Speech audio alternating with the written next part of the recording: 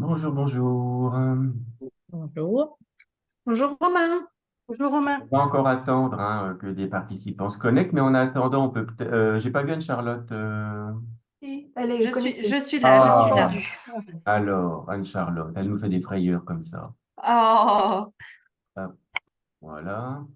Et puis du coup, oui, en attendant que les participants continuent d'arriver, on peut peut-être lancer le quiz. On va lancer le quiz. En attendant que tout le monde arrive, on a prévu un petit quiz préalable de test de connaissances, histoire d'aiguiser votre curiosité.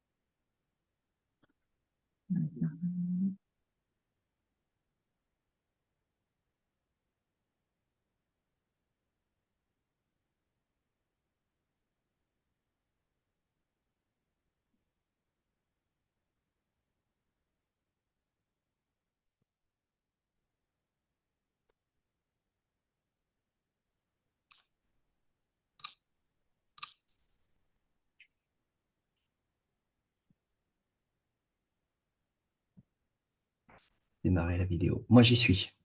Je.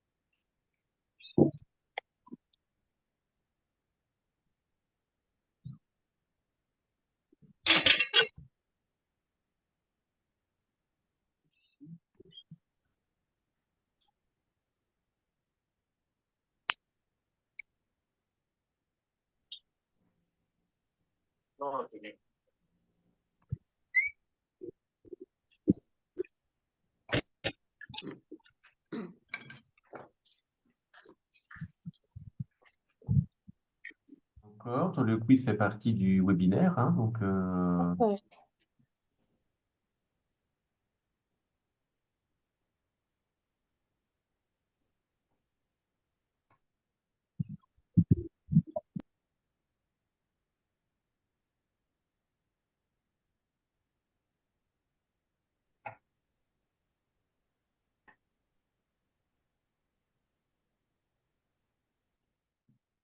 et comme tout le monde aura tout bon à tout, en plus, ça ira vite pour la correction.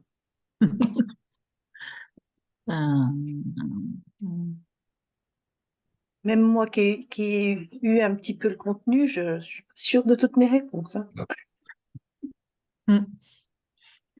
À la fin, vous saurez tout, rassurez-vous. Oui, Vous ah bah, saurez j'espère bien, tout, c'est le tout. but. Le but d'en Bah, apprendre quand même. Hein. Bah, j'espère quand même. Il n'y a pas de mauvaise réponse, il n'y a que des réponses. Et on va préciser tout ça, il n'y a aucun souci. Ouais, bah oui, tout à fait. Madame Nguyen, Donc, bonjour à toutes et tous, chers collègues. Donc, moi, je suis Anne Nguyen, infirmière libérale à Montbéliard, dans le Doubs. Et je suis membre élu du bureau de votre union régionale des infirmiers et infirmières libérales de la région. Donc, ce troisième webinaire auquel vous assistez aujourd'hui est une action que nous vous proposons dans le but de vous apporter des connaissances en oncologie et de favoriser les interactions avec les collègues hospitaliers. Donc, nous menons cette action en collaboration avec l'Onco BFC, le dispositif spécifique régional du cancer, que je remercie, et qui est représenté par Anne-Charlotte Augris, qui a contribué à l'organisation. Je la remercie également. Et, ce troisième webinaire est consacré à la thrombose en situation de cancer. Et la présentation sera assurée par Anne-Lise Antémy-Ribreux, donc qui est infirmière en pratique avancée dans le service d'exploration vasculaire et de phlébotologie interventionnelle du CHU de Dijon. Voilà. Donc, je vous remercie, Anne-Lise, au nom de l'Union et donc au BFC d'avoir accepté d'assurer cette présentation. Et donc, je vous souhaite un bon webinaire à tous et à toutes. Merci.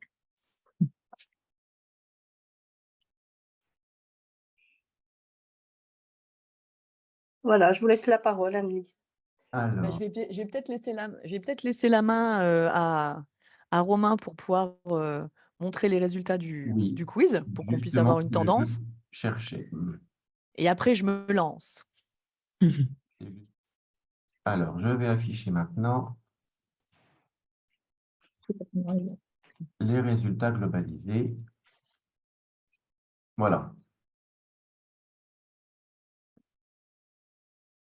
Donc, pour la première question, donc les petits symboles verts permettent de se souvenir de quelles étaient les bonnes réponses, hein.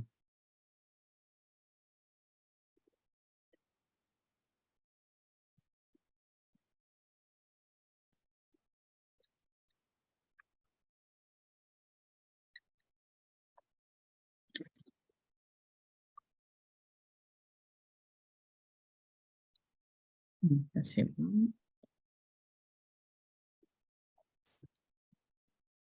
2 heures. Je vais faire plus. Ah,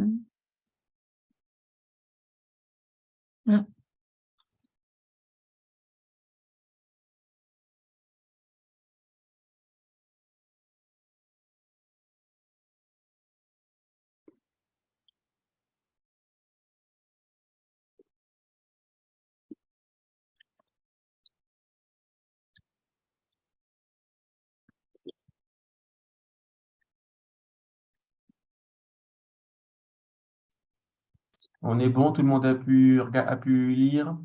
Alice, du coup, ça te donne un peu un tour d'horizon des résultats. Ils sont forts, hein. Ils savent déjà plein de choses. Je vais essayer de en préciser quelques-unes, mais j'ai la pression, du coup. En tout cas, merci à À vous d'être toi. présents. Merci beaucoup à l'URPS Infirmiers Libéraux de Bourgogne-Franche-Comté et à l'Oncom BFC de proposer ce type de webinaire parce que je pense que c'est extrêmement important. Et donc, j'ai la lourde tâche aujourd'hui de vous parler de cancer et thrombose. Il y aura tout au long de la présentation des moments privilégiés pour pouvoir poser des questions. Donc, si vous pouvez voilà, n'hésitez pas à poser les questions, mais permettre de garder ces petits temps pour que ça aille pas dans tous les sens. Et voilà, et s'il y a des choses à préciser, vous n'hésitez pas. Est-ce que vous m'entendez tous bien? Oui. Ouais, c'est bon? OK. Donc, comme ça a été dit, voilà, je m'appelle Anne-Lise Antémier-Hébreux, je suis infirmière de pratique avancée dans le service de médecine vasculaire et de phlébologie interventionnelle du CHU de Dijon, qui est dirigé par le docteur Falvaux actuellement. Mes liens d'intérêt. Donc, tout d'abord, quelques rappels sur la thrombose, mais ça, vous le savez comme moi, hein, voilà, la thrombose, c'est la maladie thromboembolique veineuse qui regroupe les thromboses veineuses profondes et l'embolie pulmonaire. Donc, la troisième pathologie cardiovasculaire en termes d'incidence après l'infarctus du myocarde et l'accident vasculaire cérébral. Donc, c'est une maladie qu'on retrouve souvent et qui est la deuxième cause de mortalité chez les patients atteints de cancer après le cancer lui-même. Elle touche un peu plus les hommes que les femmes. Elle peut toucher toutes les périodes de la vie. Ça peut être en période néonatale comme avec l'âge. Et il y a des périodes qui sont plus à risque que d'autres, notamment chez la femme au niveau des dérèglements hormonaux, au niveau de la puberté, de la grossesse et de la ménopause. Donc là, je me suis permise de vous partager 3 petites icônes du World Thrombosis Day qui est mis en place tous les ans le 13 octobre de chaque année depuis une dizaine d'années maintenant, à l'initiative de nos compatriotes canadiens qui sont très, très en avance, que moi j'utilise pour les patients et que je vous conseille, que je vous encourage à utiliser aussi si ce sont des documents que vous estimez pertinents. Donc concrètement, la thrombose et le cancer, on le sait, hein, ce sont des pathologies qui sont proches. Et effectivement, un cancer peut venir se compliquer d'une thrombose. Mais une thrombose peut être un signe précurseur d'un cancer à venir, mais à la fois plus tard, donc ça peut être dans l'année qui suit, mais ça peut être de manière concomitante. C'est-à-dire que votre patient, vous le rencontrez, il fait une thrombose, on le cherche tous les il a pas forcément de facteurs de risque, il n'a pas eu d'hospitalisation, il n'a pas eu de traumatisme, il n'a pas eu de déshydratation, de choses comme ça. Et on n'a rien à se mettre sous la dent. Et c'est dans ces situations-là qu'on va chercher voilà, un cancer occulte. Et c'est en cherchant un peu plus que malheureusement, et ben voilà, parfois, on découvre le diagnostic du cancer. Donc, ça peut être des fois des choses qui peuvent être mises en relation de manière concomitante. Donc, on va refaire un petit peu de clinique. Donc, la thrombose veineuse profonde, je pense que c'est quelque chose que vous connaissez bien. Donc, avec les signes classiques, hein, d'œdème, essentiellement au niveau du membre inférieur, au niveau de l'œdème, une inflammation, rougeur et chaleur, une douleur. Alors, c'est pas toujours le cas, hein. Il y a des patients, ils ont pas le tableau clinique classique, mais il y a quand même forcément un minimum, un signe qui va nous alerter. Pour vous, en tant que professionnel, vérifier, si le ballon, des mollets est symétrique des 2 côtés ou s'il y en a un qui est moins important que l'autre, bah, c'est quelque chose de simple que vous pouvez faire et puis ça peut être aussi parfois une décoloration cutanée. Alors, on a dû, vous apprendre et on m'a appris moi aussi, hein, le fameux signe de Homans, la fameuse douleur à la dorsiflexion, voilà. On sait très bien que ce n'est pas un signe qui est pathognomonique, c'est-à-dire que ce n'est pas un signe que l'on retrouve à chaque fois. C'est pas parce que votre patient, il a une douleur à la dorsiflexion qu'il a une thrombose veineuse au niveau, du membre inférieur. Moi, j'aurais tendance à vous mettre en garde sur ce signe de Homans qui n'est à la fois, qui peut être, voilà, qui n'est pas, significatif, mais qui en même temps peut être dangereux parce que c'est pas une dorsiflexion lente, c'est-à-dire que c'est pas votre patient où il a un pied qui va se relever doucement et là, vous lui faites le signe. C'est vraiment une douleur à la dorsiflexion rapide. Pourquoi ça peut être dangereux? Un, parce que ça fait mal à votre patient. 2, c'est pas parce que c'est positif que ça veut dire qu'il y a une phlébite. Et 3, potentiellement, votre patient, il a une thrombose avec un thrombus, donc un caillot qui n'est pas très, très stable. Et donc, potentiellement, en augmentant les pressions au niveau de la contraction musculaire, vous pouvez faire décoller le caillot et favoriser une embolie pulmonaire. Voilà. Donc, la dorsiflexion lente, la douleur à la dorsiflexion lente, oui. Le signe de Homans, j'aurais tendance à vous dire vigilance. Concernant l'embolie pulmonaire, là aussi, hein, ces signes, vous les connaissez, c'est-à-dire la dyspnée, hein, l'essoufflement qui apparaît alors qu'il n'était pas là, la douleur thoracique qui peut être également aggravée à la respiration profonde ou à la toux, des signes cardiaques en termes de tachycardie ou de rythme cardiaque irrégulier, et ça peut être aussi une hémoptysie, des crachats sanglants. Et chez certains patients, eh ben, il n'y a rien. C'est la fameuse découverte fortuite de l'embolie pulmonaire chez les patients notamment qui ont un cancer, à qui on va faire des imageries régulières pour surveiller le cancer. Et puis là, voilà, on découvre l'embolie pulmonaire. Donc parfois, il n'y a aucun signe clinique. Donc là, c'est tout simplement, une présentation de manière, synthétique des signes que je vous ai dit, précédemment. Donc voilà, les signes, typiques de la thrombose veineuse profonde. Le signe de Homans avec, la dorsiflexion, oui, le signe de Homans, on évite et l'embolie pulmonaire avec tous les signes cliniques et aussi l'absence de signes cliniques. Je vais vous parler aussi des thromboses veineuses superficielles parce que ça peut, c'est aussi quelque chose, auquel vous pouvez être confronté. Au niveau du membre inférieur, ce sont exactement les mêmes signes. C'est-à-dire que tant que votre patient, il n'a pas passé une imagerie et l'imagerie de référence dans cette situation-là, c'est l'écho-doppler veineux des membres inférieurs, on ne peut pas savoir si c'est une thrombose veineuse profonde ou si c'est une thrombose veineuse superficielle.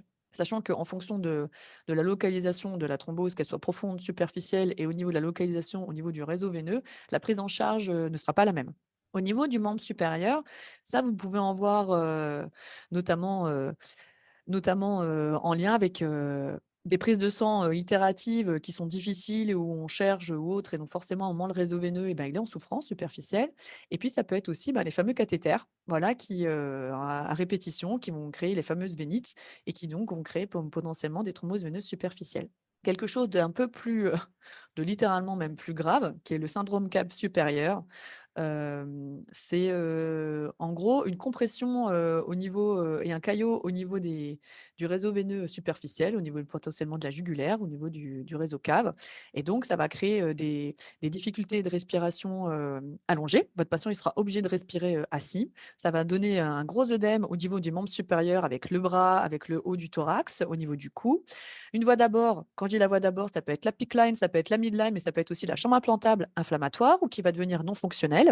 Une dilatation au niveau du réseau vasculaire, donc vous allez avoir des veines superficielles apparentes alors qu'elles n'y étaient pas initialement, associer tout ça à des céphalées ou des troubles de vigilance. Comme votre patient, il va avoir un œdème au niveau du cou, il va avoir des difficultés à avaler. Et puis aussi, comme le réseau veineux, il est bouché, ben, ça va vous donner une surgéance jugulaire, donc une veine jugulaire qui est extrêmement gonflée par rapport à l'habitude. Et quand ça ne va pas, aussi une cyanose cervico-faciale. Donc, de manière résumée, la thrombose veineuse superficielle du membre supérieur avec le cordon. Donc, vigilance quand on fait voilà, des prises de sang chez des patients voilà, qui ont des difficultés à être prélevés et aussi au niveau des cathéters veineux, pardon. Le membre inférieur, je ne reviendrai pas dessus. Et le membre cave supérieur, vous voyez, ça peut donner vraiment des situations voilà, très, très compliquées. Le monsieur voilà, qui a été flouté, vous voyez que entre la gauche où il a vraiment son syndrome cave, où il y a vraiment le réseau veineux superficiel qui est dilaté, un œdème. Vous voyez bien qu'à droite, il est quand même bon, il a plus le psoriasis aussi, mais on voit bien qu'il est beaucoup moins œdémacié. Le réseau veineux superficiel, il a disparu. Et dans des situations dramatiques, ça peut donner des passages en réanimation, comme le patient qui est tout en bas, où on voit bien effectivement voilà, la différence entre le au-dessus au niveau du thorax et la partie abdominale. Alors, je suis obligée, hein, forcément, de repartir sur les causes hein, et des facteurs de risque de thrombose veineuse profonde, superficielle et d'embolie pulmonaire, en lien avec la triade de Virchow. C'est quelque chose qui doit être, comment dire, qui doit revenir dans vos souvenirs de cours en institut de formation de soins infirmiers. Et donc voilà, Virchow qui proposait, enfin voilà, qui avait identifié 3 éléments qui pouvaient entraîner la thrombose, qui sont l'inflammation de la paroi vasculaire, comment dire, la stase sanguine et l'hypercoagulabilité. Alors au niveau de la stase sanguine, bien évidemment, la sédentarité, hein, quand on bouge moins, le travail de bureau où on ne bouge pas et on est 4 heures assis toute la journée, mais c'est aussi les voyages en voiture où on est assis, la position debout prolongée, les varices, l'âge avancé, des choses comme ça. Au niveau de l'inflammation de la paroi vasculaire, ça peut être le tabac. Alors, c'est valable pour les artères, mais c'est valable aussi pour les veines, pour le coup. Donc, le tabac, facteur de risque cardiovasculaire majeur, mais ça, vous le savez autant que moi. Et ça peut être aussi des traumatismes, à la fois localisés au niveau du membre inférieur, notamment les entorses de cheville à répétition. Vous avez des patients très, très bien. Et en fait, sur des entorses de cheville à répétition, eh ben, ils vont faire une thrombose. Voilà. Et ça peut être aussi en lien, bien évidemment, avec le contexte hospitalier. Et en complément, bien évidemment, ben, en gros, si votre sang, il bouge pas trop dans la circulation, qu'il y a un petit traumatisme local et qu'en plus il est épais pour plus différentes choses, et ben forcément, ça va donner une thrombose. Et donc cette hypercoagulabilité, elle peut venir de plusieurs éléments. Donc ça peut être un syndrome des antiphospholipides, qu'on appelle aussi SAPL, qui va aussi donner des thromboses artérielles, pour le coup, mais ça peut aussi donner des thromboses veineuses profondes.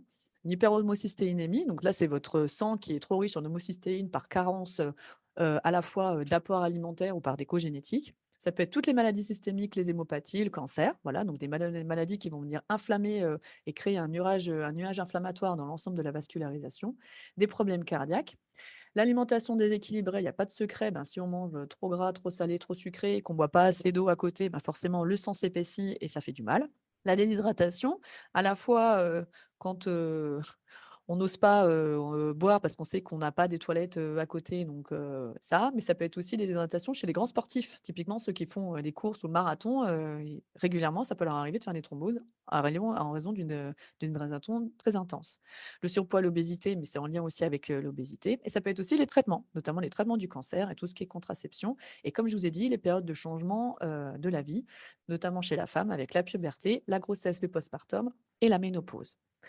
Et avec tout ça, eh ben, il y a aussi plein de facteurs indéterminés sur lesquels on ne sait pas. C'est-à-dire que votre patient, il se présente, on lui fait tous les bilans qui existent au niveau sanguin, au niveau recherche de cancer, on fait une anamnèse pour essayer de savoir, une enquête pour savoir s'il y a des choses qui peuvent comment dire, avoir causé ces phlébites et ces embolies pulmonaires. Eh ben, on n'a rien. Il faut savoir que c'est un patient sur 4 chez qui on ne sait pas pourquoi il a fait ça. Et quand on ne sait pas pourquoi un patient a fait une maladie thromboembolique veineuse, et ben, ça va conditionner sa durée de traitement. Donc, c'est pas anodin. Est-ce que déjà, avec tout ça, il y a des questions?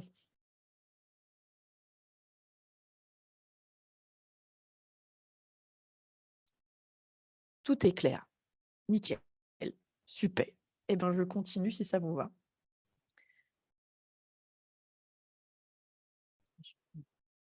Donc là, on va parler un petit peu d'épidémiologie en termes de cancer et de thrombose. Donc, vous savez que c'est lié, que la thrombose, c'est une maladie fréquente en oncologie parce que ça peut être jusqu'à un patient sur 5, qui est ces facteurs de mauvais pronostic, c'est-à-dire que quand un cancer se complique d'une thrombose, ben voilà, on va dire que on voit ça plutôt d'un mauvais œil plutôt que d'un bon œil. Ça veut dire qu'il se passe quelque chose au niveau du cancer et que ça se déploie.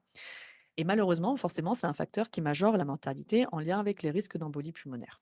Il faut savoir que le cancer associé à la thrombose, il est 4 à 6 fois plus élevé dans le cadre du cancer que dans la population générale, pardon, en lien à la fois avec le cancer, donc en fonction du type de cancer, en fonction de la localisation, on n'a pas tous le même facteur de risque, en fonction des traitements du cancer, avec les chirurgies, avec la pose de cathéter, avec les traitements. Il faut savoir que les traitements du cancer, chaque traitement du cancer, que ce soit chimiothérapie, thérapie ciblée, immunothérapie, hormonothérapie, chaque traitement a un potentiel thrombotique qui est différent. Et donc ça, cumulé plus la présence d'un cathéter, plus là, un cancer qui est en train de flamber, et ben, votre patient, potentiellement, il a à 100 de risque de faire malheureusement une thrombose.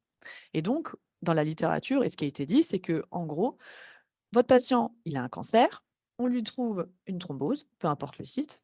Le traitement anticoagulant, il est instauré tant que le cancer il est dit actif, c'est-à-dire que tant qu'il y a un traitement pour le cancer, tant qu'il y a un traitement non curatif pour le cancer, et tant que le cancer il est entre guillemets actif et qu'il est en train potentiellement d'évoluer. Tant qu'il n'y a pas ce côté cancer en rémission, cancer éteint ou contrôlé, potentiellement le patient il est sous anticoagulant. Donc c'est quelque chose qui est quand même pas anodin chez des patients qui ont déjà des traitements au long cours. Donc pourquoi en fait dans le cancer, la thrombose, elle vient venir compliquer tout ça? Donc il faut savoir que dans votre corps, la coagulation, donc l'hémostase physiologique, il y a des facteurs à la fois qui vont venir faire, qui vont faire en sorte que ça coagule et d'autres qui vont faire en sorte que ça coagule pas. Voilà, c'est un équilibre, théoriquement, qui est stable. Et ben dans le cancer, la fameuse triade de Virchow, pour le cancer lui-même, elle a sa propre triade rien que pour elle. Au niveau des traitements sur la lésion endothéliale, au niveau de l'hypercoagulabilité avec le cancer qui vient venir stimuler la coagulation physiologique, et en niveau de la stase, parce que votre patient, potentiellement, il a un cancer qui va le rendre fatigué, il va être moins actif, il va avoir des aftes dans la bouche, des troubles de déglutition, donc il va moins manger, il va moins boire, et tout ça va faire le lit que votre patient, quand il a un cancer, eh ben, potentiellement, il va faire une thrombose. Je vous fais un petit focus sur les thromboses sur cathéter parce que c'est quand même pas anodin chez ces patients-là. Donc, en général, c'est beaucoup des patients qui ont des chambres implantables, hein. Alors, il faut savoir que comment dire, que le côté de la chambre implantable peut avoir un risque thrombotique. C'est-à-dire que, en général, les patients qui ont un cathéter, une CIP qui se trouve à droite, thrombosent moins que ceux qui sont à gauche. Ce sont des petites informations à savoir, mais du coup, vous, potentiellement, dans votre pratique, en termes de surveillance, vous allez me dire: «Ah bah, pour ce patient-là qui a une CIP à gauche, bah, je serais peut-être plus alerte». Et donc en fait, le fait que, d'avoir une voie d'abord, va créer un risque de thrombose superficielle parce que, à la fois en lien avec le cathéter, au niveau de sa structure chimique, savoir si c'est un double ou une triple lumière, si au niveau de sa position, donc est-ce qu'il est, central ou est-ce qu'il est distal? Le côté de la pause, ça, je vous en ai parlé. Si la pause, elle a été difficile ou pas difficile, donc en lien avec le côté opératoire. Et puis aussi savoir s'il y avait déjà des cathéters qui ont été mis en place à cette place-là initialement et donc potentiellement qui auraient pu léser la paroi. Et puis ça peut être aussi lié au patient parce que votre patient, bah, il a un cancer, donc potentiellement, bah, ses plaquettes, elles vont varier à la fois en thrombopénie ou en thrombocytose, l'activation de la coagulation par le cancer, et puis s'il y a des facteurs génétiques en termes de déficit de facteurs anticoagulants physiologiques, qui sont l'antithrombine, le facteur 2, le facteur 5, et puis de l'Éden, et ben, ça peut aussi créer des thromboses sur cathéter. Alors, il faut savoir quand on a une thrombose sur cathéter et que le cathéter comment dire, n'est plus fonctionnel, ce n'est pas forcément une indication pour enlever le cathéter. L'indication pour enlever l'indication absolue pour une ablation de cathéter, c'est l'infection. Si votre patient, il a comment dire, une voie d'abord qui n'est plus fonctionnelle, en fonction déjà s'il en a besoin ou pas, si ça a été difficile à l'avoir ou pas, on va faire en sorte d'essayer de déboucher au maximum cette thrombose pour pouvoir récupérer le cathéter et faire en sorte qu'elle puisse être fonctionnelle. Je partage avec vous, des informations qui à la base sont traduites en anglais et que j'ai eu l'autorisation de traduire en français et que je vous partage, qui ont été faites par, l'ICTIC, qui est une institution, à la base, italienne, mais qui est aussi internationale et qui a à mon sens, des affiches pertinentes sur, cancer et thrombose que moi, personnellement, j'ai mises, en salle d'attente patient. pour pouvoir les informer par rapport à tout ça. Une slide que je me suis permise d'emprunter au professeur El Alami, qui est, interniste, de renom pour le coup, et qui montre que voilà, la thrombose associée au cancer et bah, c'est extrêmement compliqué. À la fois sur le cancer, à la fois sur les comédications, sur tous les traitements du cancer, sur toutes les, comment dire? Les variations que le cancer peut avoir sur le corps au niveau rénal, au niveau hépatique, au niveau sanguin, au niveau physique, au niveau de tout ce qui est nausées, vomissements, perte de poids, digestif. Voilà, donc pour vous dire que c'est pas une masse à faire et que c'est complexe et que nous, en tant que soignants, en bout de chaîne, quand on a tout ça, à potentiellement réfléchir quand on a son patient et ben c'est pas forcément, toujours simple. Est-ce qu'il y a des questions?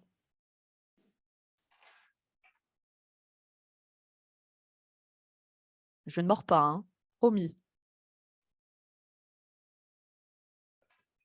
OK. Et ben dans ce cas-là, on continue. Alors forcément, là, on a parlé un petit peu d'épidémiologie, un petit peu de physiologie. Maintenant, on va parler des traitements parce que c'est ça, voilà, qui nous anime au quotidien pour gérer ces patients-là. Donc, bien évidemment, le traitement incontournable, ce sont les anticoagulants. Je me suis permise d'emprunter cette diapositive au docteur Aurélie Giroux, qui est pharmacienne au CHU de Dijon et qui, en fait, vous fait un récapitulatif de tous les anticoagulants à la fois oraux et injectables qu'on peut utiliser en préventif et en curatif. Vous remarquerez que le dabigatran, le Pradaxa, je me suis permise de mettre une croix dessus, non pas, qu'on ne peut pas l'utiliser, mais dans la thrombose, il a son indication, mais il n'est pas remboursé. Donc forcément, il est pas prescrit, pour les patients. Voilà et donc vous en connaissez, la plupart bien évidemment, hein, les AVK et puis, les HBPM et les héparines non fractionnées, hein, que vous connaissez et que vous utilisez potentiellement au quotidien. Les AOD bien évidemment aussi. Il faut savoir qu'il y a, des petits nouveaux qui sont en cours de mise en place, qui s'appellent les facteurs 11, qui sont en cours de développement, à la fois sur une forme orale et sur une forme injectable. Le but, c'est qu'on ait un comment dire? Un potentiel, limitant en termes de récidive qui soit aussi efficace que les AOD, mais qui fasse encore moins saigner que tous les anticoagulants qui existent actuellement. Donc moi, je ne sais pas vous, mais moi personnellement, quand j'étais, à l'IFSI, j'ai appris avec, les HBPM, les HNF et les AVK. Là, j'ai appris à travailler avec les AOD et donc potentiellement dans les années à venir, eh ben, on va être amené à apprendre à travailler avec le facteur 11.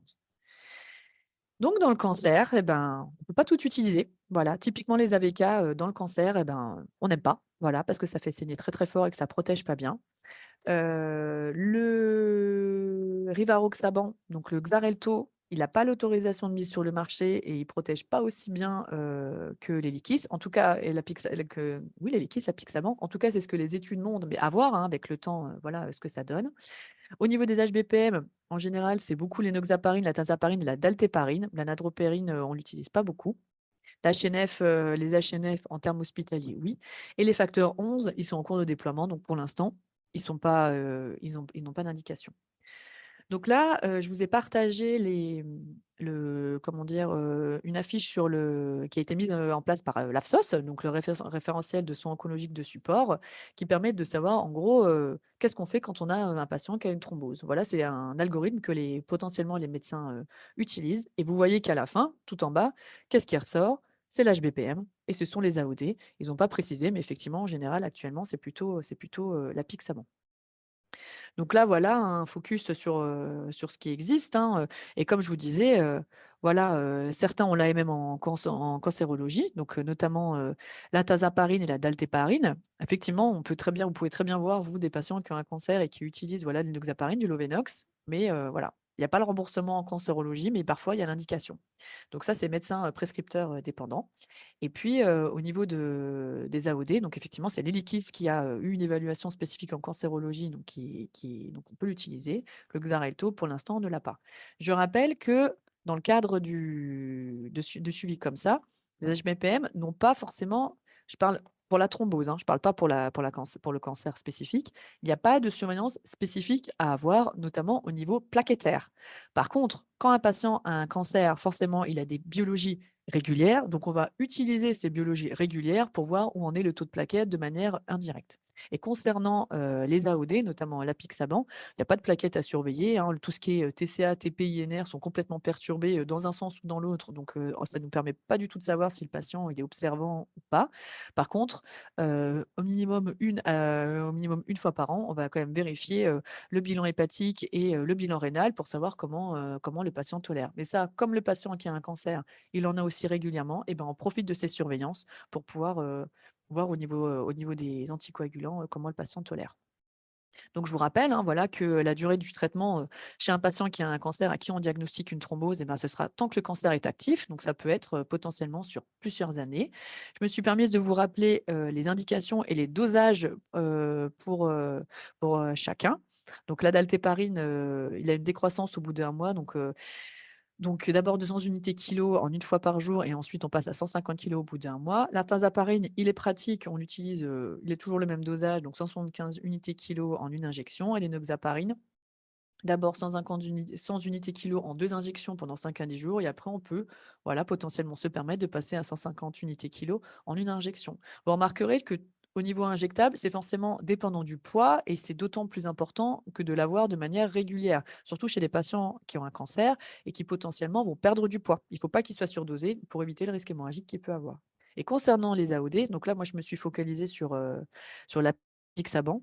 Donc, quand on a un diagnostic positif, on passe par 2 comprimés le matin, 2 comprimés le soir, donc 10 milligrammes le matin, 10 milligrammes le soir pendant une semaine. Et ensuite, on passe à un comprimé de 5 milligrammes matin et soir. Et quand c'est en relais, potentiellement par exemple d'un relais par tazaparine, on n'a pas la dose de charge, on reste sur la dose relais qui est un comprimé le matin, un comprimé le soir. Donc les périodes de relais, hein, c'est des périodes potentiellement à risque, hein. Ça l'était surtout quand il y avait les relais HBPM ou HNF avec les AVK, mais c'est quand même pas anodin. Je rappelle que tout arrêt, relais ou reprise d'un traitement anticoagulant nécessite une prescription médicale avec le nom, la posologie et les conditions d'arrêt de l'anticoagulant à stopper, mais aussi de l'anticoagulant à débuter, avec bien évidemment les modalités et la fréquence de surveillance biologique en fonction du type d'anticoagulant. Alors l'avantage, en général, peut-être que vous voyez, mais vous me direz, quand il y aura des questions, je pense que ce que vous voyez, c'est plutôt des relais, HBPM, AOD et des relais AOD, HBPM. L'avantage de tout ça, c'est qu'il y a pas de période de chevauchement. C'est-à-dire que quand votre patient, par exemple, vous lui faites son injection, sous-cutanée, par exemple, le matin, sur votre tournée du matin, à 8 heures et il a un relais par, apixaban le lendemain et ben, il prend son premier comprimé à l'heure à laquelle vous étiez censé faire l'injection le matin. Voilà, tout simplement. Et dans l'autre sens, eh ben, c'est la même chose. Donc votre patient, on va dire, il prend son dernier comprimé, le soir, à 20 heures. Il était censé avoir son comprimé du lendemain matin à 8 heures le matin. Et ben, vous faites l'injection, le matin à 8 heures. Bien évidemment, en fonction de vous aussi, de vos possibilités en termes de planning, parce que je sais que vous êtes en train de courir régulièrement, à droite à gauche pour pouvoir, soigner tous les patients. Je rappelle les signes d'injection. Alors ça, on connaît les signes d'injection classiques, hein, qui sont la zone périombilicale et puis les faces externes des cuisses. Mais il y a aussi également les poignées d'amour. Ça, c'est une bonne solution chez les patients qui commencent à avoir des hématomes à droite à gauche ou qui sont focalisés que sur potentiellement que la zone des cuisses ou la zone ombilicale, périombilicale, parce que c'est plus douloureux ou autre. Mais on peut faire aussi les faces postérieures des bras. Voilà, ça peut permettre parfois de laisser souffler les zones cutanées qui sont un petit peu mises à mal par les injections répétitives. Je rappelle que quand il peut y arriver qu'apparaissent des nodules à force d'injections sous-cutanées et que c'est absolument pas grave, c'est pas très, très esthétique. Mais le patient, voilà, normalement, c'est pas censé être douloureux et que le patient peut bien évidemment appliquer des crèmes et faire des petits massages locaux pour pouvoir faire disparaître les nodules. Et qu'en cas d'hématome cutané, bien évidemment, on peut utiliser tout ce qui est Hémoclar ou Arnica en crème. Alors, pas le jour de l'injection, le lendemain, pour pas avec la peau lésée, mais ça peut faire du bien. Voilà.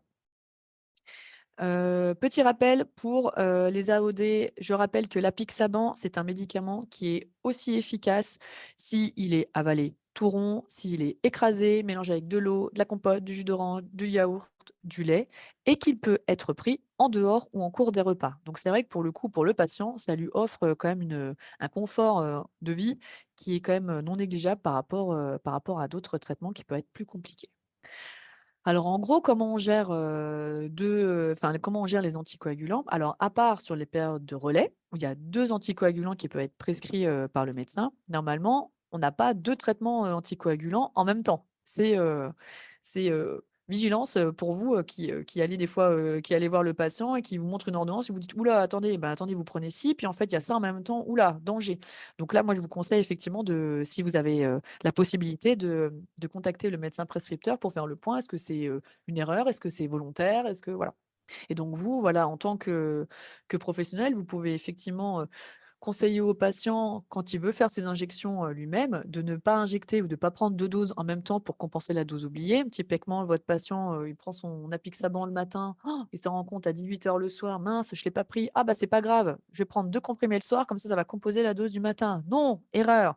Il vaut mieux un oubli ponctuel et reprendre les choses correctement que de doubler la dose et là, entre risque thrombotique et risque hémorragique, c'est la catastrophe. Et bien évidemment, s'il y a un souci, de prévenir le médecin prescripteur pour avoir des informations. L'idéal pour les traitements injectables, et ça vous le savez, c'est de le faire comment dire? En fonction du poids, mais aussi, à heure fixe.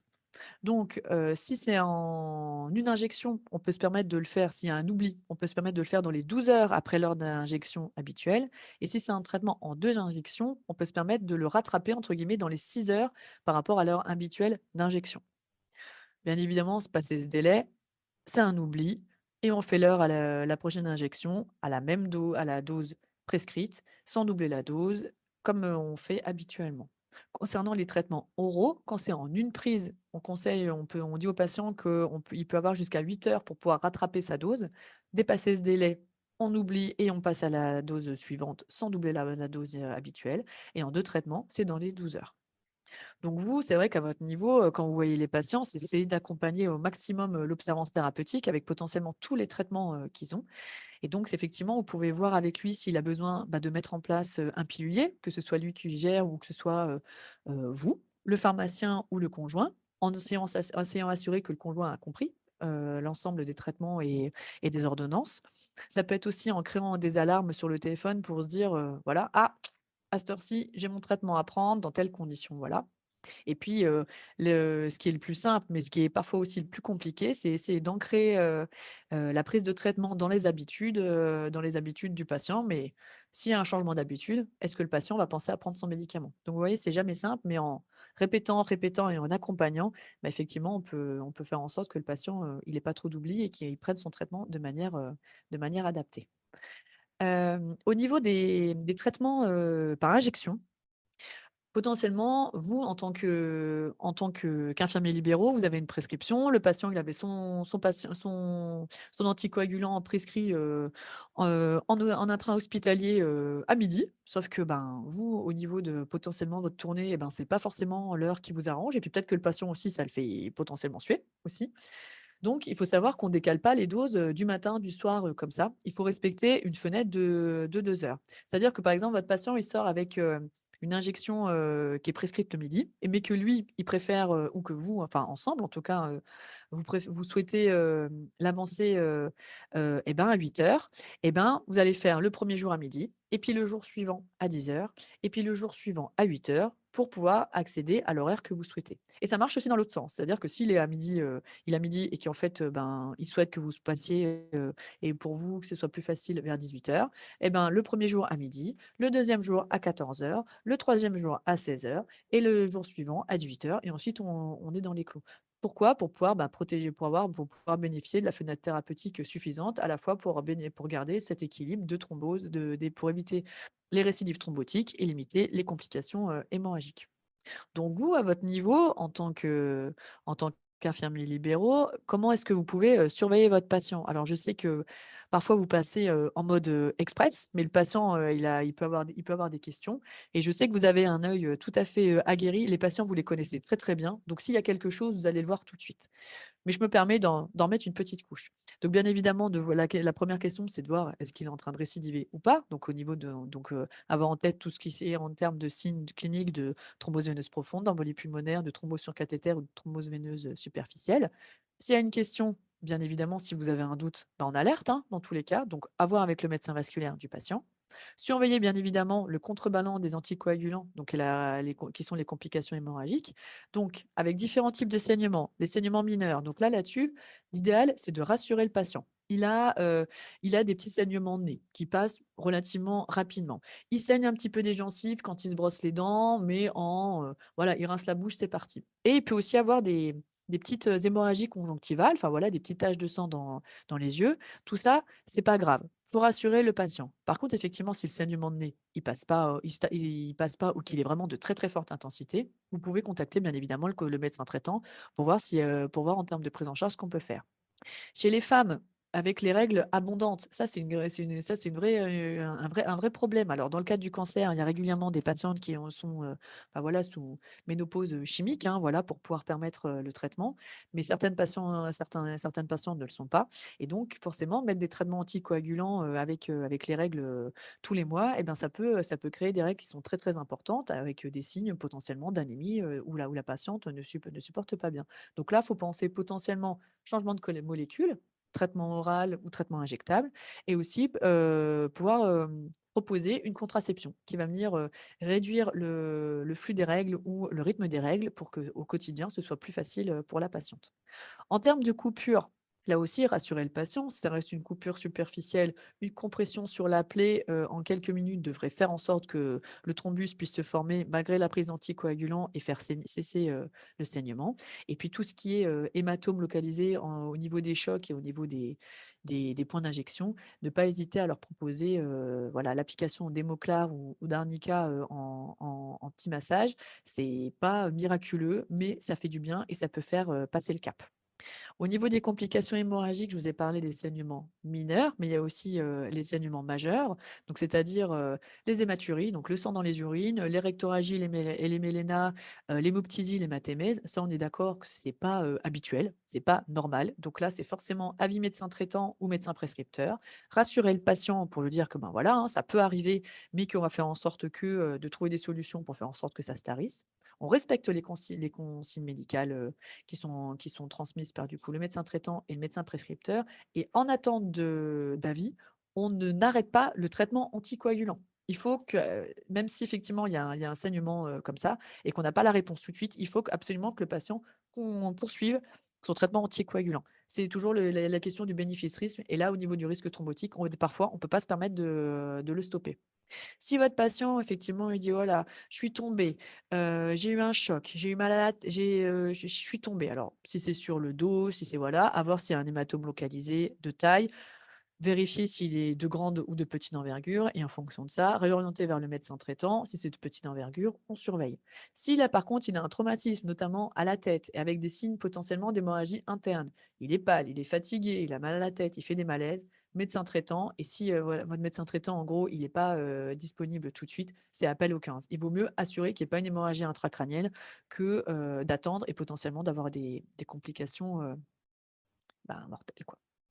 Au niveau de la surveillance biologique, ça, je vous l'ai dit, les plaquettes sont pas en systématique, sauf en situation particulière, notamment les postes en contexte chirurgical, s'il y a des hémorragies, s'il y a une récidive, s'il y a une thrombopénie avec des suspicions de thrombopénie induite par l'héparine.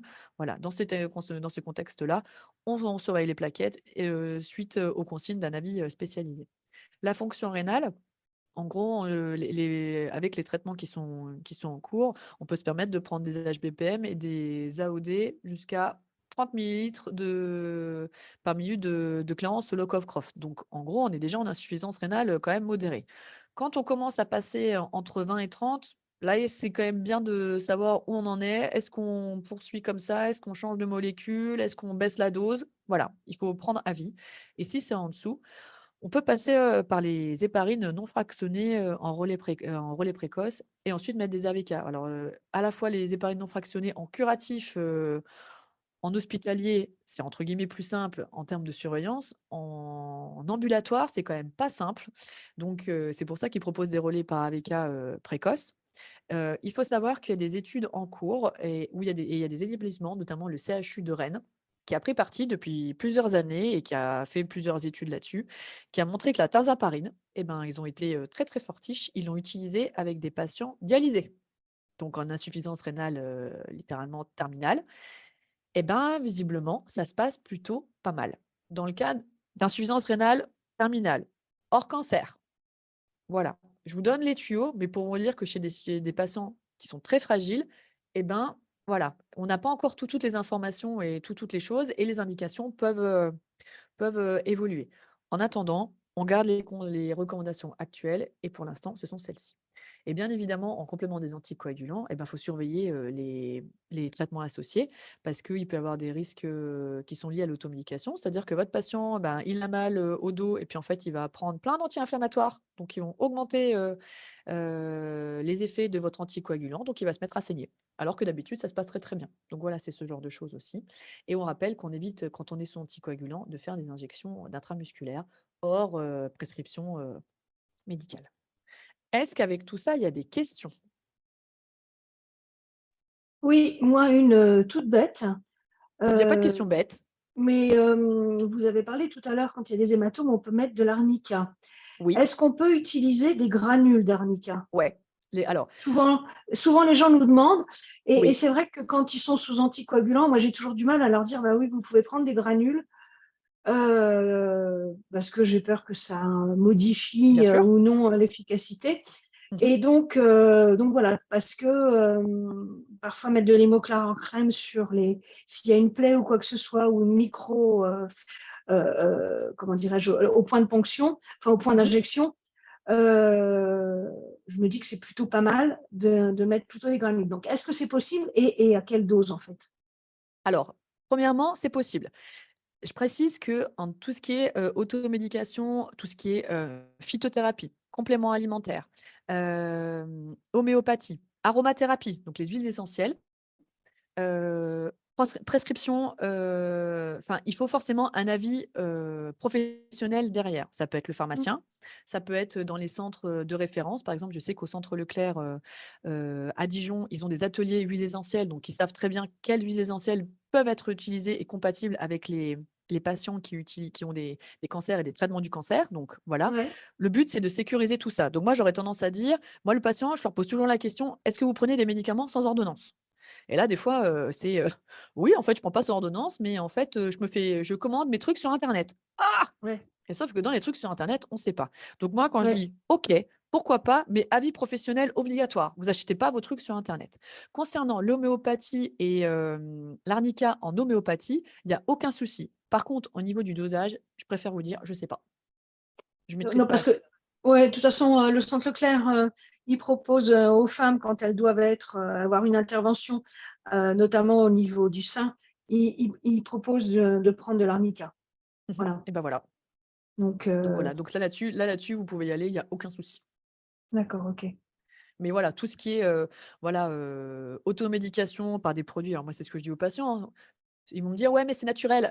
Oui, bah, la ciguë, c'est naturel, t'en prends, tu meurs. Voilà. Donc je leur donne un discours un peu, peut-être un peu direct, mais c'est pour leur dire que c'est pas parce que c'est naturel que c'est pas potentiellement délétère avec les traitements qu'ils prennent pour leur cancer, mais aussi pour leur anticoagulant. Donc en fait, comment dire? J'essaye de les appeler à la vigilance, en fait, pour leur dire: «Oui, on peut faire des choses, mais il faut faire les choses de manière sécurisée pour que vous puissiez être, protégés et bien pris en charge». Je sais pas si j'ai répondu correctement à la question. Oui, oui, oui, tout à fait, très bien, impec. Merci. Moi, Est-ce qu'il y a d'autres questions? ouais, Ouais. moi, je voulais savoir parce qu'on m'a toujours dit, enfin, on m'a pas toujours dit, on m'a dit qu'on pouvait faire, par exemple, pour les HVPN, on pouvait faire une demi-dose le soir et reprendre une dose le matin quand on veut changer les horaires. Est-ce que c'est possible ou alors on fait toujours avec les 2 heures comme vous avez prescrit? L'idéal, c'est quand même les 2 heures parce qu'en fonction Mm. de, comment votre patient, alors je sais qu'en pratique, c'est pas toujours simple, hein, pour vous, ça je Après, l'entends, c'est pas parfaitement. systématiquement pour un cancéreux, hein, donc c'est pour ça. Mais, on va dire hors cadre cancer, c'est pas quelque chose, on va dire de moi j'ai pas lu de texte me disant: «On peut faire demi-dose» et puis voilà. Clairement, Mm. c'est un peu de la popote, quoi. Enfin voilà, on fait D'accord, comme on peut ok. pour faire en sorte de faire le relais.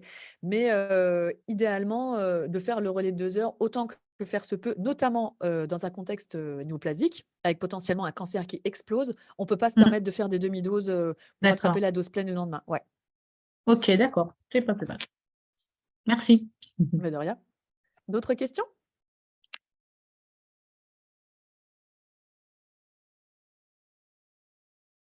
Eh ben, on continue alors. Alors, bien évidemment, anticoagulant, oui, c'est le médicament phare dans la maladie thromboembolique veineuse, mais ça va de pair avec la compression veineuse. C'est aussi important en fait que le traitement anticoagulant.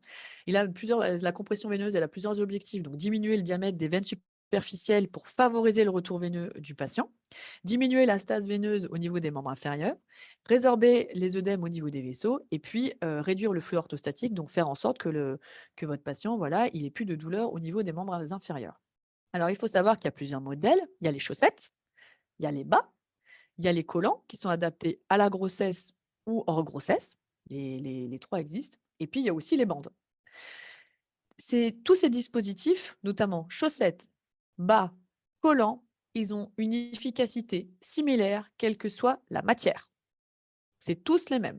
Après, votre médecin prescripteur, il va adapter en fonction de la localisation de la thrombose. C'est-à-dire que si votre patient il a une phlébite au niveau du mollet et s'il a une phlébite au niveau des veines de la cuisse, ben, on va se dire qu'intuitivement, on voudrait remonter jusqu'à la cuisse. Alors, je ne vous cache pas que chez nos amis messieurs, c'est quand on leur dit qu'il faut mettre des bas, c'est complexe, mais ça fait partie du traitement.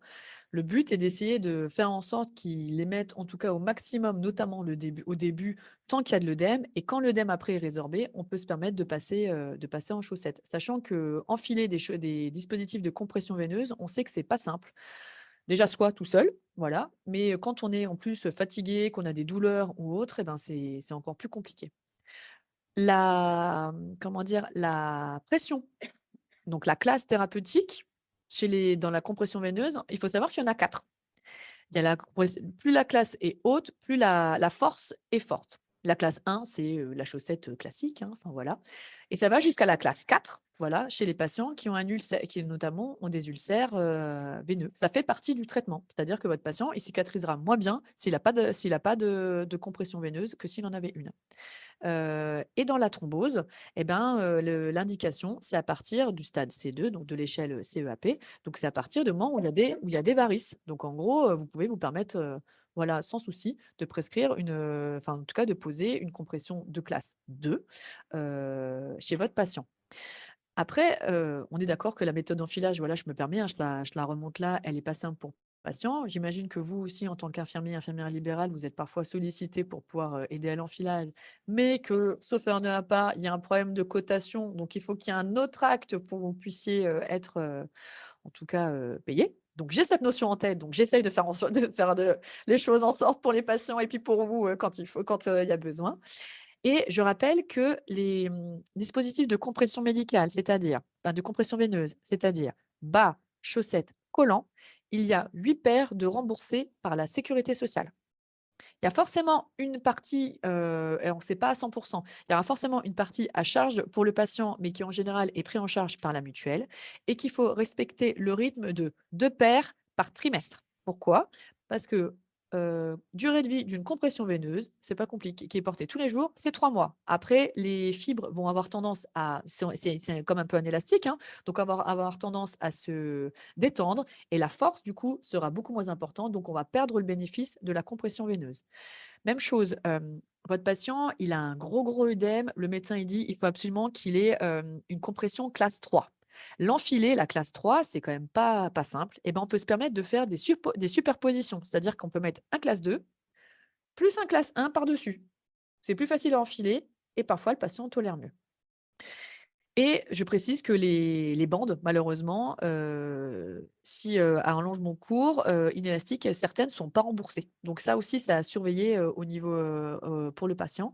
Et puis, il existe des systèmes, d'aide, pour enfiler, là aussi qui ne sont pas remboursés, à la fois pour les membres inférieurs, mais aussi pour les membres supérieurs. Il y a des manchons aussi, qui existent, pour le bras, parce qu'on peut faire aussi des phlébites, du bras. Alors, au niveau de la compression veineuse, par bande, vous savez qu'il y a 2 écoles, hein. Il y a le spiralé et puis il y a le bandage en épi.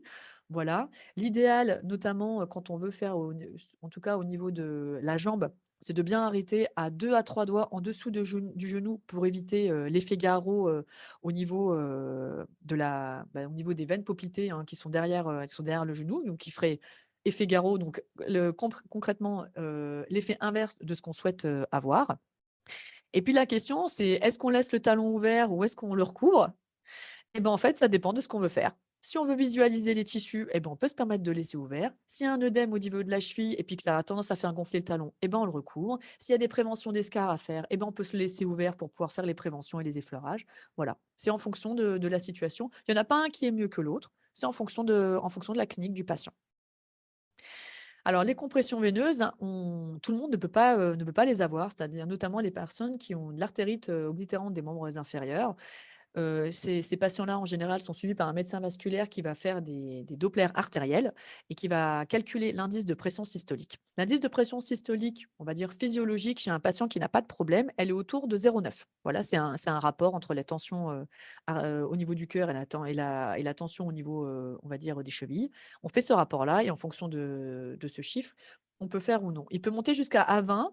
En général, c'est les patients diabétiques qui ont des artères, qui sont, fragilisées, enfin en tout cas qui sont durcies plutôt, par le diabète et donc voilà, là-dessus, ça peut donner des IPS très hauts. Mais par contre, quand ils sont inférieurs, ça veut dire que potentiellement votre sang ne circule pas bien et si on met des compressions par-dessus et ben, on augmente en fait le risque, artériel et là on est plus bon. Donc j'ai des patients qui ont une AOMI. Si vous n'avez pas notion de l'IPS, vous ne savez pas à quel grade il est, la compression veineuse, on l'oublie. Principe de sécurité, on ne la met pas. Si on sait qu'elle est par exemple à 0,7, c'est-à-dire légèrement plus basse que la normale, mais au-dessus de la limite critique, eh ben, on peut se permettre d'en mettre. Il y a aussi, les microangiopathies diabétiques évoluées. Je vous ai dit, hein, voilà, ça peut faire augmenter, les IPS, augmenter la pression, à ce niveau-là et donc quand votre patient et ben, il a un diabète évolué et qui est au niveau vasculaire et ben, si on met une pression veineuse, on met une pression par-dessus, votre vascularisation, elle est plus, en place, donc potentiellement, on fait plus de mal que de bien. Donc c'est chez ces patients-là, la classe 3, la classe 4, on l'oublie. Classe 2, à réfléchir. La phlébite bleue, je ne sais pas si vous savez ce que c'est, en fait une, grosse phlébite au niveau des troncs, centraux et qui vont par exemple, occlure, toutes les veines et tout le réseau veineux, du membre inférieur gauche, par exemple. Là, bien évidemment, on va dé là le la compression veineuse, elle est pas indiquée. Là, l'indication, c'est plutôt chirurgical, hein, pour le coup, hein. Et puis la thrombose septique, bien évidemment, ça peut être aussi, voilà, un caillot dans un contexte inflammatoire et qui en fait, c'est la nature du caillot qui n'est pas la même qu'un caillot classique. Donc, pour les compressions veineuses, en cas de doute, on demande avis, donc avis médical spécialisé, notamment le médecin vasculaire. Si on ne sait pas, on sursoit, on attend. Il vaut mieux pas faire que de faire. Et petit point de vigilance au niveau des patients qui ont des plaies au niveau des membres inférieurs et des ulcères. Pensez bien, mais ça je sais que vous le faites, hein, parce que c'est votre quotidien, à, et ben, protéger, avec un pansement, protecteur avant la mise en place de protection. Typiquement, on pense, à des pansements, hydrocolloïdes au niveau, des crêtes tibiales parce qu'à force de mettre les bandes de compression et ben, ça frotte et puis du coup un patient qui est dénutri, cachextique et ben, voilà, ça va lui faire des plaies qui sont évitables. Donc, on peut se permettre de faire ce genre de choses. Donc, en pratique, au niveau des traitements, il y a 2 traitements de référence, les anticoagulants pour vérifier l'observance et vérifier l'observance de ces traitements en termes d'horaire, en termes de modalités de prise et de conduite à tenir en cas d'oubli. Mais maintenant, vous savez tout, vous êtes trop forte. Les compressions veineuses, là aussi, l'observance, si votre patient il a besoin mais qu'il n'adhère pas, essayez de faire en sorte qu'il les mette le plus possible en fonction du type de dispositif et puis proposer des aides à la pause. Vigilance sur les contre-indications parce qu'il y en a. Et puis, en cas de doute sur une récidive de thrombose, une complication hémorragique majeure, avis médical ou le 15. Là, je vous ai fait un petit table récapitulatif pour en gros, votre patient, il a un diagnostic de thrombose. Bah, pour vous dire que c'est pas simple en fait, hein, il y a énormément d'éléments déterminants au niveau de la localisation de la thrombose, au niveau de est-ce qu'il y a des facteurs de risque, majeurs ou mineurs? Qu'est-ce que le patient veut comme anticoagulant? Qu'est-ce qu'il a comme âge? Quel est son poids? Comment est sa fonction rénale et sa fonction hépatique? Est-ce qu'il y a des contre-indications, à l'anticoagulant avec des pathologies concomitantes? Typiquement, il a un ulcère. Est-ce qu'on peut se permettre de lui mettre des anticoagulants? Est-ce qu'il a un cancer? Et s'il a un cancer, quel est le type, quelle est la localisation, quel est le traitement ou autre? Eh ben, avec tout ça, je peux vous dire que les médecins, des fois, bah, ils se tirent un peu les cheveux, hein, parce que il faut prendre des décisions qui sont complexes. Est-ce qu'il y a des questions?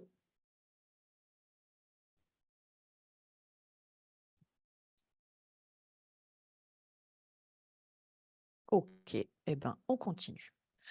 Là, on va parler un petit peu de télésurveillance parce que l'objectif, vous savez, hein, c'est d'essayer de sortir au maximum le patient de l'hôpital, mais de manière sécuritaire. Donc, en gros, vous avez un patient qui est dans un état de bien-être physique, mental et social, qui est la définition de la santé de l'OMS, à qui on va diagnostiquer un cancer. Là, bien évidemment, il va bénéficier d'un suivi oncologique qui peut être en présentiel avec des consultations, des annonces positives ou négatives, des imageries, des traitements, des différentes surveillances. Et là, ça va être chirurgie, immunothérapie, chimiothérapie, enfin voilà. Votre patient, il va être littéralement dans un tourbillon présentiel, mais aussi qui peut être aussi en surveillance numérique. Il y a des applications pour permettre de surveiller notamment les soins de support, comme Résilience ou les thérapies orales. Le CGFL en a une, permettant aux patients, voilà, comment dire, euh, de remplir des questionnaires qui vont être analysés et identifier s'il y a des éléments à prendre en charge de manière rapide, typiquement s'il a des nausées, des vomissements qui ne cessent pas ou autre. Et donc tout ça, voilà, ça va, interagir bien évidemment sur, sur la santé de votre patient, mais que ce soit au niveau physique, mental ou social et réciproquement. Et au milieu de tout ça, votre patient, bim, il fait une phlébite, il fait une embolie pulmonaire, il fait une thrombose sur cathéter. Donc là aussi, il va bénéficier d'un suivi complémentaire, donc cette fois-ci d'un suivi vasculaire qui va être aussi en présentiel, avec aussi des consultations, des annonces, des imageries, des traitements, de la surveillance. Donc l'échodoppler veineux, ça peut être aussi les scanners thoraciques, les IRM ou les scintigraphies pulmonaires de ventilation ou de perfusion, avec des traitements qui sont la compression veineuse et l'anticoagulant qu'on a vu ensemble. Bien évidemment, tout ça va aussi interagir sur le patient et comme ce n'était pas si simple, eh ben, le suivi vasculaire va interagir potentiellement sur le suivi oncologique et réciproquement. Et donc là, qu'est-ce qu'on peut proposer aux patients? Et c'est là que nous, dans le service, on a proposé une application, alors qui à la base s'appelait Agathe et qui maintenant est en train de s'appeler Apacev, on a dû changer le nom, qui est en cours de déploiement. Pour les patients qui ont actuellement, qui est spécifique pour des patients qui ont fait une thrombose veineuse profonde, mais qui peut être associée ou non au cancer. On est en train de paramétrer d'autres choses, mais pour l'instant, on peut inclure les 2 types de patients. Et le but, c'est de pouvoir télésurveiller le patient à son domicile. Donc c'est une application qui est disponible sur smartphone, ordinateur ou tablette, qui est gratuite pour le patient et qui a été soutenue par l'ARS Bourgogne-Franche-Comté. Et donc, en fait, le but, c'est de pouvoir recueillir des informations du patient dans la vraie vie, mais aussi, tout comme les suivis numériques qui existent actuellement, détecter les mésusages et les situations à risque hein, en lien avec les anticoagulants, parce que je rappelle que les anticoagulants font partie de la liste des médicaments à risque, aussi bien que le potassium. Donc, c'est quand même pas anodin. Donc, le but aussi, c'est de sécuriser le parcours du patient en lien ville-hôpital et puis de créer des alertes potentiellement pour pouvoir agir rapidement. Et bien évidemment, ça ne se substitue pas, à un professionnel de santé, hein. Le patient, il remplit ses questionnaires, derrière, il y a un professionnel et en fonction des alertes, on agit ou on n'agit pas. Donc tout ça, ça a été créé, en lien avec le CHU de Dijon, le Centre Leclerc, la région Bourgogne-Franche-Comté, l'ARS Bourgogne-Franche-Comté et le GRAD. Et voilà, la durée de surveillance, elle est variable en fonction des patients. Pour des patients qui ont des thromboses provoquées hors cancer, en général, l'indication, c'est une anticoagulation curative de 3 à 6 mois. Mais pour le patient, eh ben, ça peut être, potentiellement sur des durées extrêmement longues et donc l'application est paramétrée, comme telle. Le but étant de surveiller le patient au maximum le premier mois pour pouvoir couvrir l'orage thrombotique. Alors c'est là qu'il y a un risque en général, le 1er mois suivant le diagnostic de thrombose, c'est là qu'il y a un risque de récidive thrombotique majeur, mais aussi un risque d'hémorragie majeure parce que c'est là qu'il y a les traitements qui sont à haute dose. Donc c'est quand même comment dire? Une période qui n'est pas, à négliger et puis ensuite la période elle est mensuelle sur 6 mois et puis ensuite on espace un petit peu les surveillances pour pouvoir, ben, voilà, libérer un petit peu le patient et qu'il soit pas accroché à son téléphone parce que de toute façon, à un moment, s'il a trop de sollicitations, il remplira plus. Le but, c'est pouvoir, garantir le suivi. Donc c'est des questionnaires qui sont à des temps précis sur les signes et la douleur, au niveau de la jambe, comment est la compression veineuse, les médicaments en cours et aussi au niveau du quotidien, comment les anticoagulants et la phlébite viennent interférer dans son quotidien. Et puis ensuite, il y a des questionnaires qui sont disponibles à tout moment. Et le but, c'est de voir est-ce qu'il y a une évolution au niveau des traitements du cancer, une évolution au niveau du cancer, parce que ça aussi, au niveau de l'anticoagulation, eh ben, potentiellement, il va y avoir besoin d'adaptation, et aussi au niveau des paramètres vitaux et des résultats sanguins. Donc, concrètement, qu'est-ce que ça donne? Votre patient, il met l'application sur son téléphone, il arrive sur ce tableau de bord. Donc, c'est spécifique pour chaque patient. Donc, on retrouve son identité, le nombre de questionnaires qu'il a à remplir. Donc, il a plusieurs façons d'y accéder. Il peut accéder soit à tous les questionnaires, soit aux questionnaires un par un. C'est lui qui choisit comment il veut remplir. Il n'y a pas d'ordre, c'est lui qui décide. Il y a un délai de remplissage parce que vous imaginez bien que si, il a un questionnaire à remplir une fois par semaine et qu'on met un délai d'une semaine, bah, c'est pas bon. Il faut que le délai soit plus court et puis après plus les questionnaires sont espacés, plus le délai de remplissage est long pour pouvoir lui laisser le temps. Il sait entre guillemets, à quelle sauce il va être mangé au niveau de l'avancement des questionnaires. Il sait que s'il remplit ce jour-ci et ben, il a tout un parcours qui lui permet de voir et ben, mon prochain questionnaire, il est dans 3 semaines, par exemple. Voilà.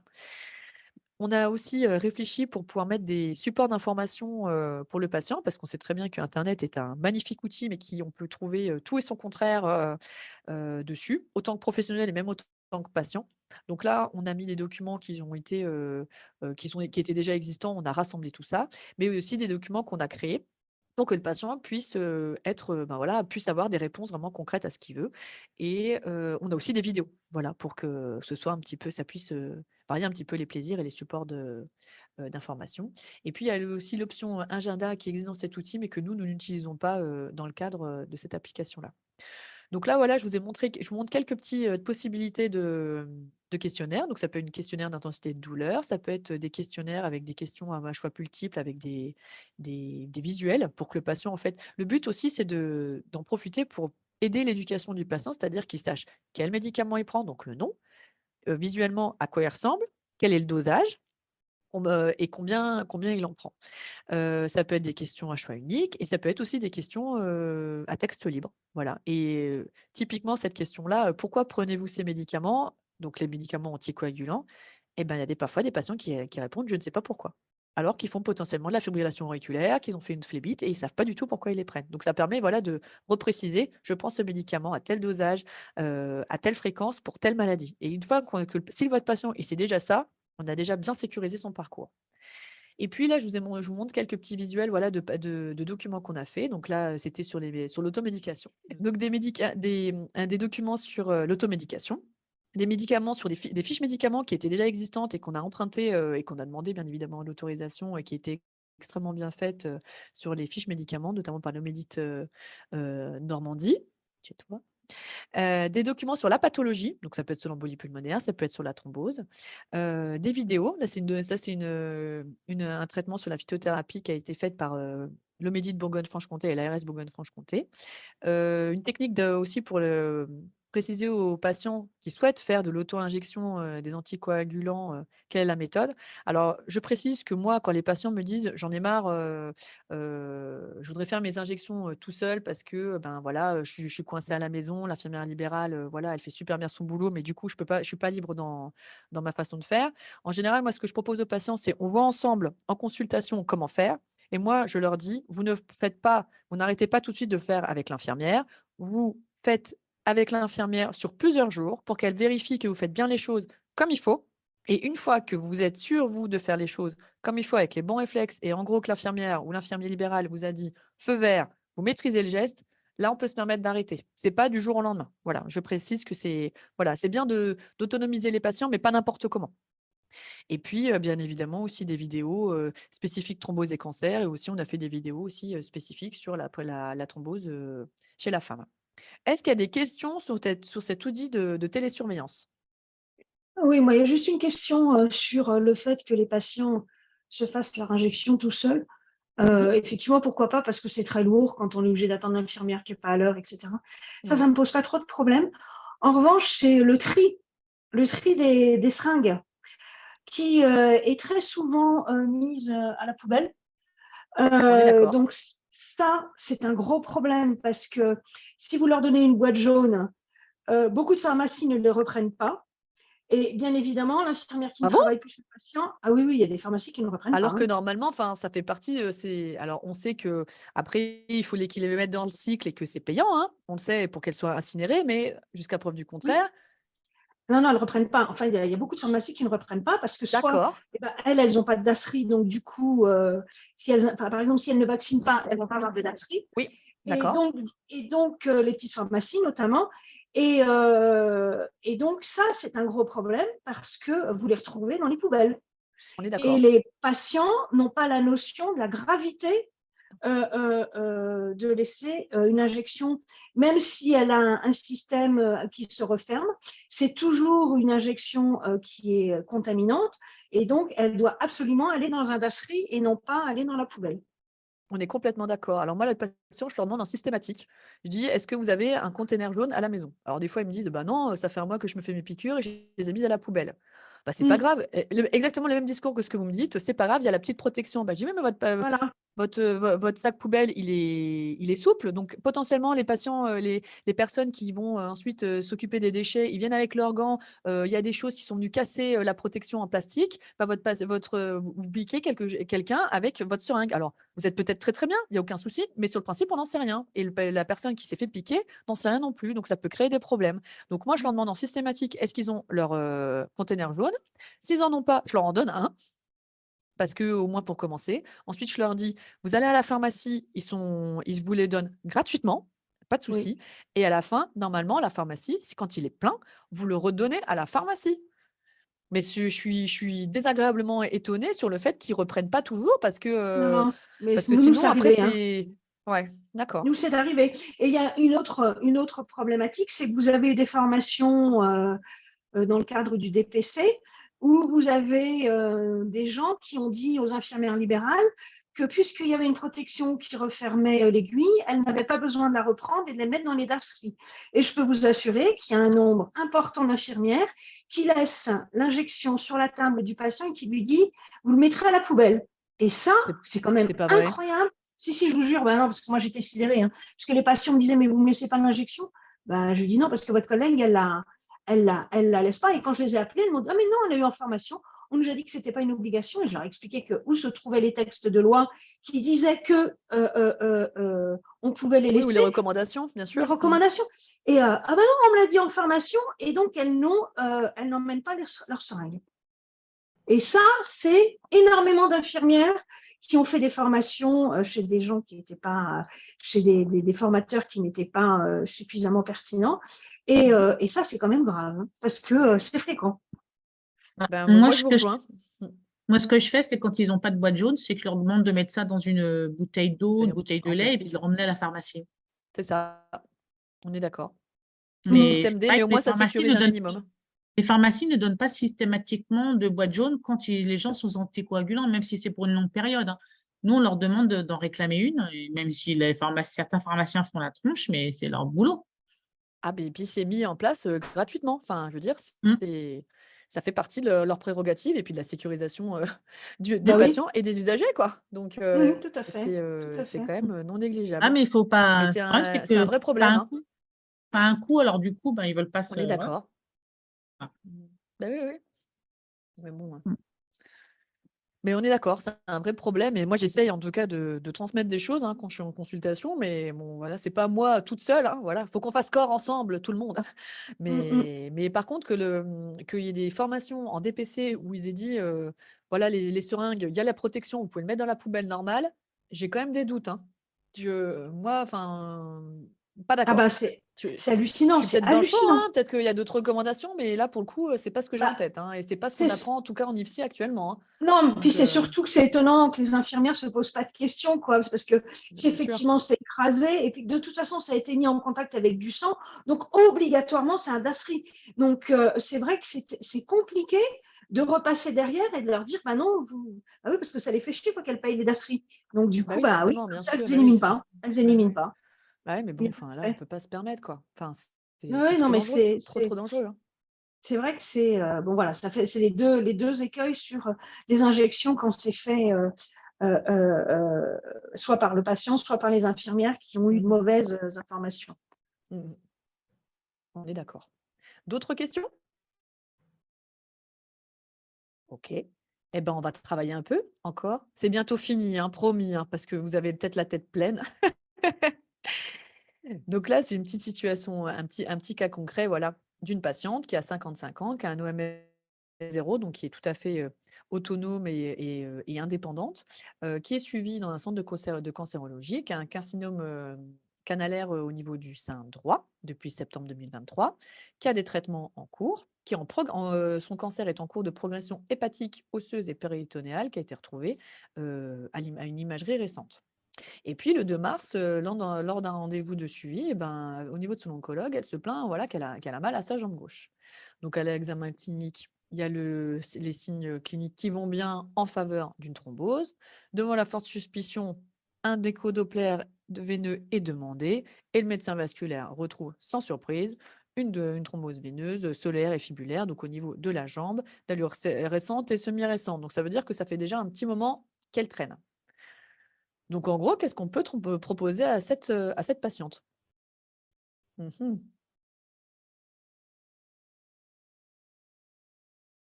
Alors je précise que elle a on va faire des petits focus, elle a un carcinome calanaire du sein droit qui est avec des traitements, donc en cours de traitement, qui est en progression, donc potentiellement le nuage thrombotique, il est extrêmement fort et qu'elle a fait sa thrombose.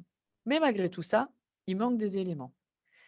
On a besoin de savoir est-ce qu'elle a des antécédents pour savoir s'il y a une contre-indication ou une indication d'anticoagulation. Donc, elle a les facteurs de risque cardiovasculaires classiques. Elle a déjà fait une thrombose, cette dame, dans un contexte provoqué, donc dans un contexte chirurgical. C'est une dame qui est obèse avec un IMC à 31. Donc ça aussi, facteur de risque supplémentaire. Au niveau de la biologie, elle n'a pas d'anémie, les globules blancs vont bien, elle n'a pas de thrombopénie, la créate va bien et le bilan hépatique va bien aussi. Donc, en gros, au niveau de la biologie, on est plutôt pas mal. Eh ben, on peut proposer plusieurs choses. On peut proposer soit des HBPM, je vous ai dit, hein, c'est la valeur sûre, hein. Pour le coup, celui-là, on est sûr, théoriquement, on ne peut pas se tromper. Plusieurs façons de faire. Soit on met la tinzaparine qui est à dose fixe. Donc là, vu qu'elle a un poids que je regarde, de 88 kg, je me suis permis de vous faire le calcul, ça vous ferait, pour la tinzaparine, ça vous ferait 15 000 unités par jour. Donc, on va lui prescrire une injection de 10 000 unités, mais qu'il faudra purger jusqu'à 16 000. Vaut mieux qu'elle en ait un tout petit peu plus qu'un tout petit peu moins. Et si c'est la daltéparine, là aussi, ça fait des seringues de 18 000 unités qu'il faudra purger. Parce que bien évidemment, mais ça, vous le savez en manipulant les anticoagulants au quotidien, il n'y a jamais la dose pile poil, il faut toujours purger ou pas. Je rappelle que quand il y a besoin de purger pour adapter la dose en fonction du poids, oui, là, cette fois-ci, on purge la bulle, mais qu'au quotidien, quand, par exemple, vous avez une seringue de 18 000 unités de tinzaparine à faire pleine, on ne purge pas la bulle. Je reprécise. Ça, c'est un gros débat. C'est pour ça que je vous le lance, parce qu'il y a des écoles qui le font et des écoles qui ne le font pas, et normalement, on ne le fait pas. Est-ce qu'on pourrait mettre des AOD? On pourrait se dire que oui, mais comme il y a une progression actuellement au niveau, notamment hépatique, et enfin, en tout cas sur plusieurs organes, comme là, le cancer, il est vraiment très, très fort, l'HBPM adapté au poids est quand même plus sécuritaire que, potentiellement l'apixaban. Et puis la compression veineuse, on peut lui proposer des bas ou des chaussettes de classe 2 ou classe 3 en fonction de l'œdème et aussi en fonction de la tolérance de la patiente. Il vaut mieux mettre une compression veineuse un tout petit peu moins forte que le patient va porter, qu'une compression veineuse forte selon les indications, mais qu'il ne portera pas. Et là, on va se faire le petit retour sur le quiz. Donc, mais ça, vous l'avez vu, hein, donc les signes de thrombose et d'embolie pulmonaire. Donc, je rappelle qu'en gros, douleur, œdème, inflammation pour la thrombose veineuse profonde, dyspnée, hémoptysie, tachycardie pour l'embolie pulmonaire, la fameuse douleur thoracique, hein, les 95%, je suis peut-être un petit peu dur, on va dire 90% des appels au 15 pour la douleur thoracique. Voilà, donc il faut penser à l'embolie pulmonaire. Pour l'embolie pulmonaire, ne pas oublier que ça peut être aussi de découverte fortuite sur une imagerie. Et en général, quand il y a une thrombose, il y a un signe. Il y a toujours un petit quelque chose. Alors, pas forcément sur le tableau clinique, mais en général, il y a un petit quelque chose. Au niveau des facteurs de risque modifiables, c'était ceux qui étaient avec la petite étoile comment dire, dans l'image que je vous ai transmise. Et dans celui-là, il y a la sédentarité, il y a la déshydratation. Le facteur de mutation, c'est une cause génétique. Donc, en fait, votre patient, il vit avec, donc on ne peut pas le changer. L'âge, on aimerait bien que ce soit modifiable et avoir tous 20 ans, mais on ne peut pas. Et puis, le cancer, on pourrait se dire qu'il est modifiable. Mais comme il est modifiable, mais qui va plutôt évoluer sur potentiellement des mois, voire des années, c'est pas modifiable. C'est pas parce qu'on l'enlève qu'il n'y a pas de risque. Et le problème, c'est que la pathologie, elle va durer longtemps. Donc, celui-là, il n'est pas considéré comme modifiable. La maladie thromboembolique veineuse peut révéler une néoplasie occulte. Bah oui, hein, on l'a vu, hein, ça fait partie des trois possibilités, hein, à la fois à distance, à la fois de manière concomitante, mais aussi, on rappelle que la thrombose veineuse peut venir compliquer le cancer.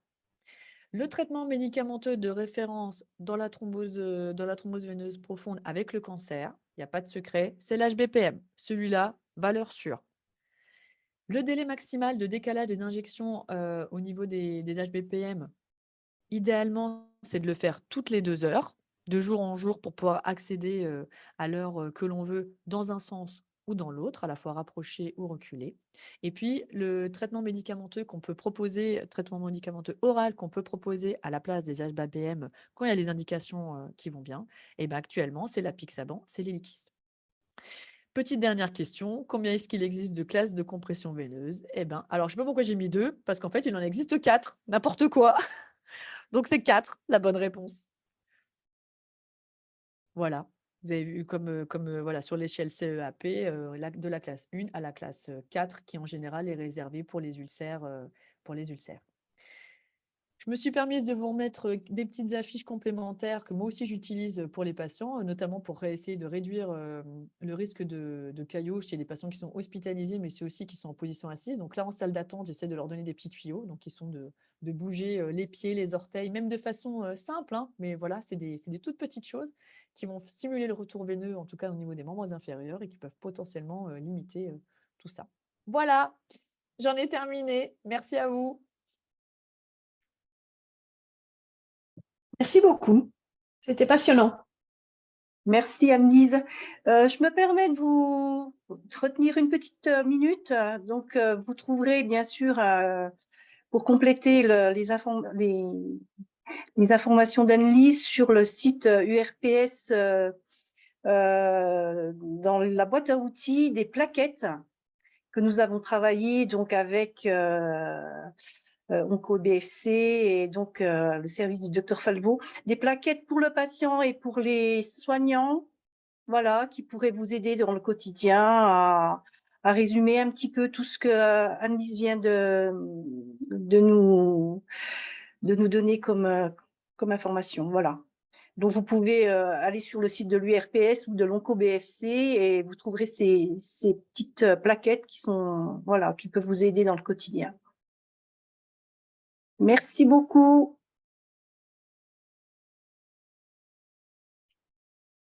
Merci à tous. Merci. Et puis, bonne continuation. Et merci pour cette formation. À la C'était- prochaine. À la prochaine, il n'y a pas de souci. Merci. Au revoir.